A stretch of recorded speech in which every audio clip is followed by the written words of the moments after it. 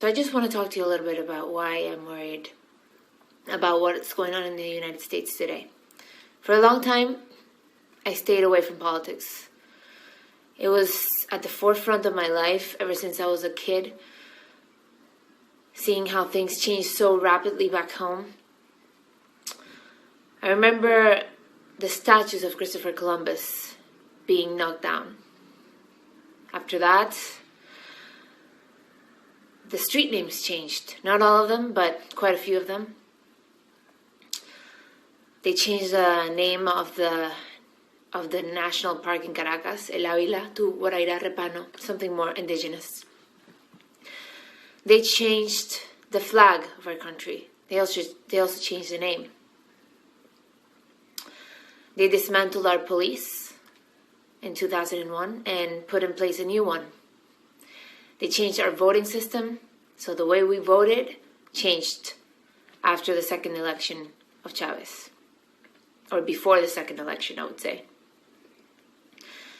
Why am I worried about statues coming down in the United States? It's because I'm seeing the same pattern repeat. And I'm not speaking to this as I'm an expert on U.S. politics and U.S. history, but I can recognize the signs, and these are not isolated incidents.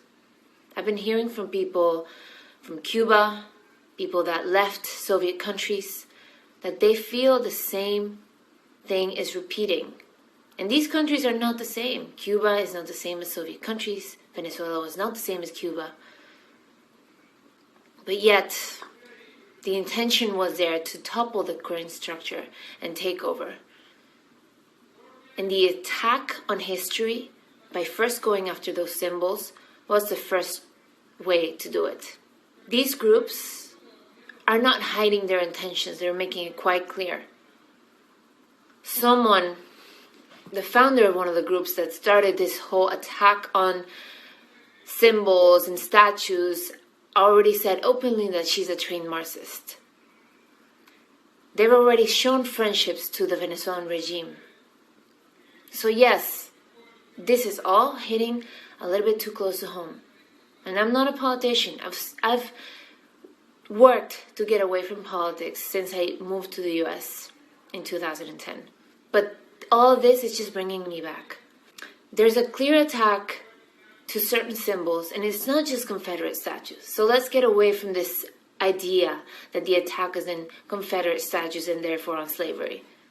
The attack is on most statues that are important for U.S. history. Founding fathers, also, strangely enough, Spanish missionaries.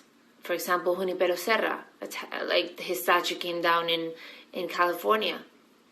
The statue of Miguel Cervantes, a Spanish writer, was vandalized. What they all have in common to me is that they're all Western symbols. So the attack is on Western culture, on Western history. And is it a perfect history? No. But no history is perfect. They've already made it clear that their intent is to get into political power. For us, it was different. For us, they were already in place.